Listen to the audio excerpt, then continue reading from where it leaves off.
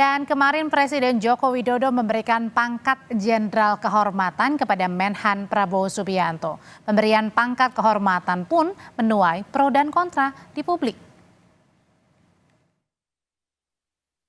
Berpakaian dinas upacara lengkap dengan tanda 4 bintang di pundak, Prabowo Subianto menggelar syukuran bersama keluarga.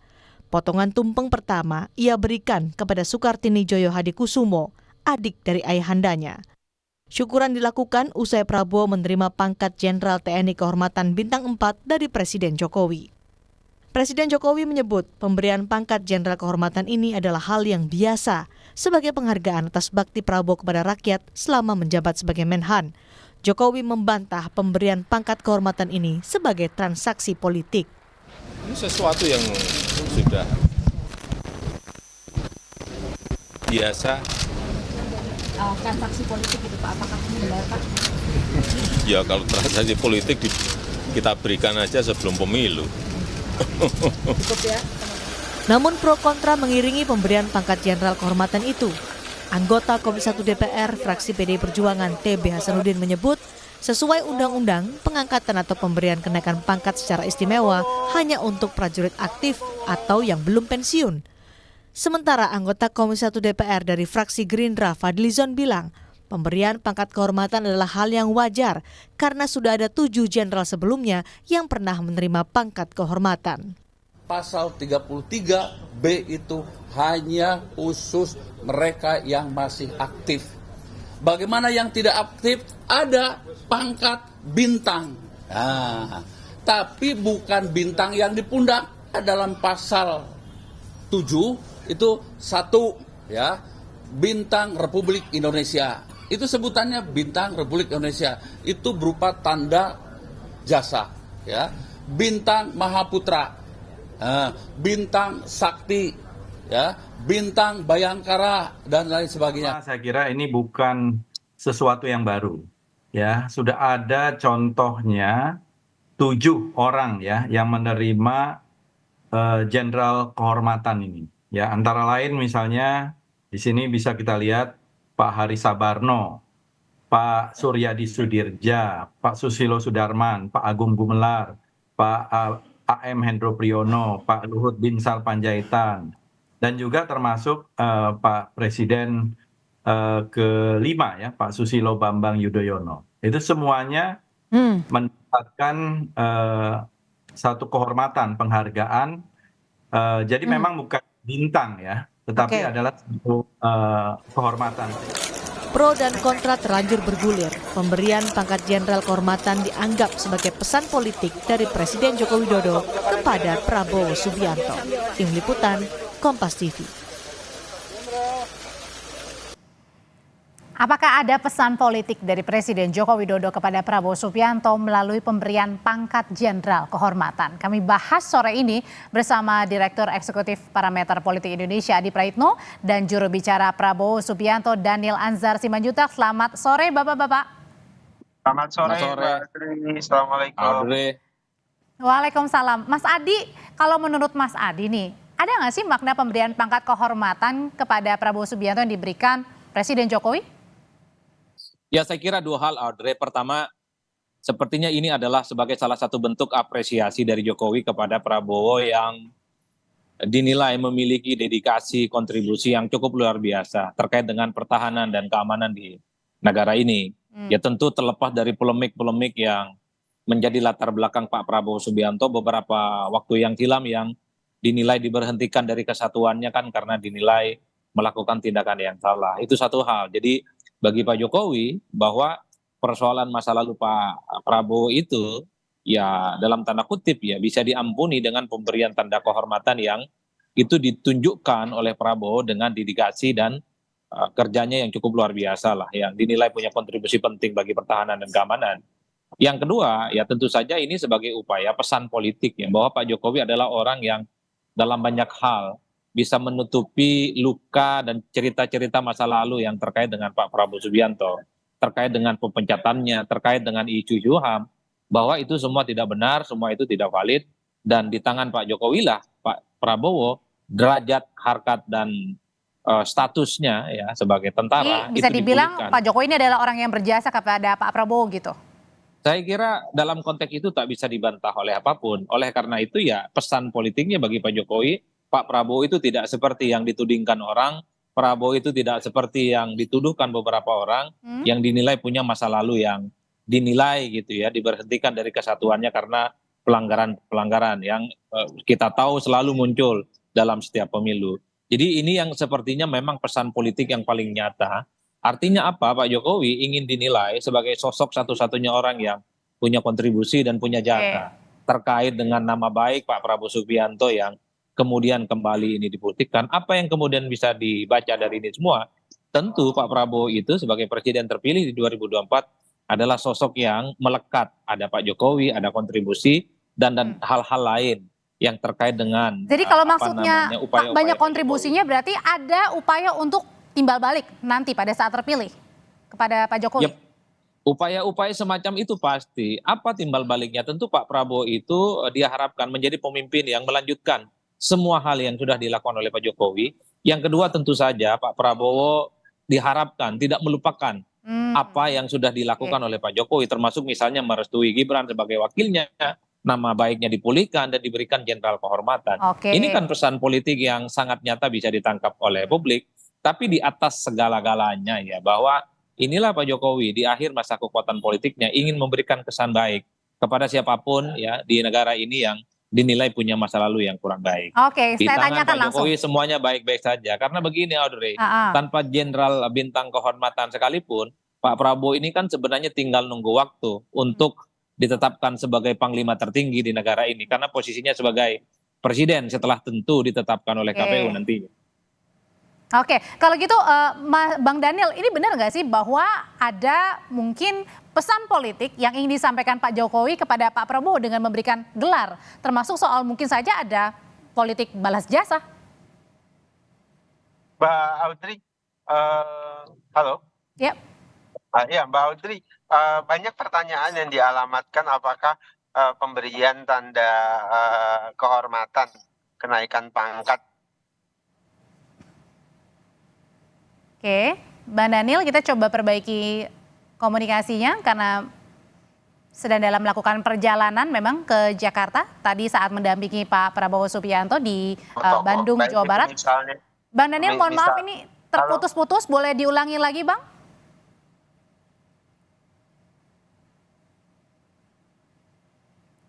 Oke, sambil menunggu jaringan yang lebih baik di Bang Daniel, saya mau kembali ke Mas Adi. Mas Adi, dengan pemberian gelar kehormatan kepada Pak Prabowo kemarin, apa sih yang dilihatnya pada saat, apalagi kan saat ini juga ramai ya, mulai ramai diperbincangkan masalah isu-isu menteri nanti yang akan duduk di kabinetnya Prabowo Gibran? Ya secara prinsip memang sangat terlihat bahwa Pak Jokowi itu kelihatan tidak mau melepaskan begitu saja soal postur kabinet dan postur pemerintahan 5 tahun yang akan datang. Ketika Pak Prabowo dan Gibran ditetapkan sebagai presiden dan wakil presiden terpilih, Pak Jokowi tentu ingin kelihatan dalam tanda kutip punya saham, punya investasi yang juga bisa didengarkan dan dilakukan oleh Prabowo dan Gibran. Apalagi kita tahu Gibran ini adalah anaknya Pak Jokowi yang saya kira akan menjadi perantara di mana semua kebijakan politik, kepentingan politik, kebijakan-kebijakan strategis lainnya akan disampaikan sebagai upaya bahwa Pak Jokowi setelah 2024 ini nggak selesai. Pasca di 2024, sekalipun Jokowi tidak lagi jadi presiden, tapi pengaruh, tapi petuah, tapi fatsun-fatsun politiknya, ini tetap didengarkan dan dijalankan oleh presiden dan wakil presiden terpilih. Ini yang sepertinya satu sinyalmen yang bisa ditangkap oleh publik. Oleh karena itu, wajar kalau kemudian ketika Gibran maju, jadi wakilnya Pak Prabowo, ini adalah bahasa lain. Di mana Pak Jokowi memerintah untuk yang ketiga kalinya, tapi melalui Gibran yang berpasangan dengan Pak Prabowo Subianto. Oke, saya nanya lagi kalau gitu Mas Adi ke Bang Daniel, mudah-mudahan saluran komunikasinya sudah baik. Halo Bang. Halo Mbak. Ya, Oke, tadi kalau kata Mas Adi bilang, ya intinya adalah jangan melupakanlah nanti pada saat Pak Prabowo memimpin Indonesia ya, artinya jangan melupakan Pak Jokowi dengan pemberian gelar kehormatan ini Bang. Jadi nanti harus tetap diingat begitu Bang, ada politik balas jasanya ini. Ya seperti disampaikan oleh Pak Prabowo berulang kali Mbak Audrey, pun demikian saya di setiap forum publik menyampaikan bahwasannya komitmen Pak Prabowo itu adalah melanjutkan warisan baik yang sudah dimulai oleh presiden-presiden sebelumnya. Juga ya tentu Pak Jokowi yang paling dekat, yaitu Presiden ke-7 Pak Jokowi. Semua warisan baik Pak Jokowi itu harus dilanjutkan dan akan dilanjutkan oleh Pak Prabowo. Itu pertama. Kemudian yang kedua, Pak Jokowi adalah negarawan dan kita berkeyakinan salah satu yang beliau inginkan dilanjutkan itu adalah bagaimana Indonesia lebih baik. Bagaimana Pak Prabowo bisa punya keberpihakan yang lebih baik terhadap rakyat. Nah, cara itulah yang bisa dilakukan oleh Pak Prabowo untuk menunjukkan komitmen Pak Prabowo terhadap kepercayaan Pak Jokowi sebagai presiden pada saat Termasuk ini. juga dengan melibatkan Pak Jokowi, misalnya saat ini kan belakangan rame-rame juga masalah tentang siapa yang akan menduduki posisi menteri nanti di kabinet. Mbak, paling sederhana adalah semua para pihak yang membantu Pak Jokowi, Pak Prabowo dalam hal ini menjadi capres, kemudian punya pengalaman panjang, pasti dilibatkan oleh Pak Prabowo. Pak Jokowi punya pengalaman panjang sebagai presiden, punya modalitas politik, tentu Pak Prabowo akan meminta saran dan akan melibatkan beliau. Pun demikian dengan Pak SBY. Beliau punya pengalaman panjang sebagai presiden, punya kekuatan politik. Pak Prabowo akan tetap juga melibatkan beliau. Pun kalau Ibu Megawati berkenan, beliau pun akan dibangun komunikasinya, kemudian akan dilibatkan. Tapi apa nggak bingung semakin banyak sarannya. dilibatkan orang, Mbak Nanil? Kenapa? Pasti, karena Indonesia ini tidak mungkin dibangun dan dikerjakan sendiri-sendiri atau nafsi-nafsi. Harus melibatkan banyak orang, banyak pikiran, banyak isi kepala.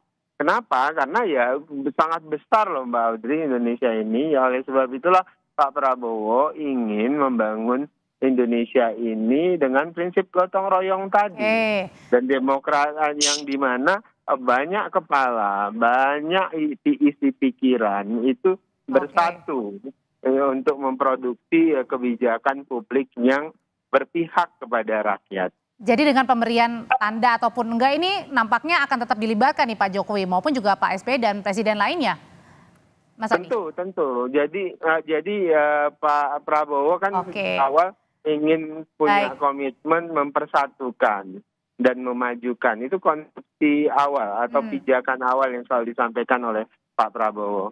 Oke, kalau gitu Mas Adi dilihatnya seperti apa tadi tanggapannya dari Bang Daniel yang selalu melibatkan termasuk juga Pak Jokowi ada atau tidak tanda kehormatan ya. Tapi sesimpel itu nggak sih? Karena kan kemarin juga Presiden bilang nih kalau pemberian pangkat jenderal ini hal biasa, tidak ada transaksional. Ya kalau di atas kertas memang sesederhana yang kita bayangkan Audrey, bahwa pemberian jenderal kehormatan ini kan juga diberikan kepada figur-figur sebelumnya. Sudah banyak nama-nama besar. Tapi kan publik tidak sesederhana itu melihatnya. Ini semacam investasi politik kebaikan yang sepertinya ingin ditunjukkan oleh Jokowi kepada Pak Prabowo Subianto.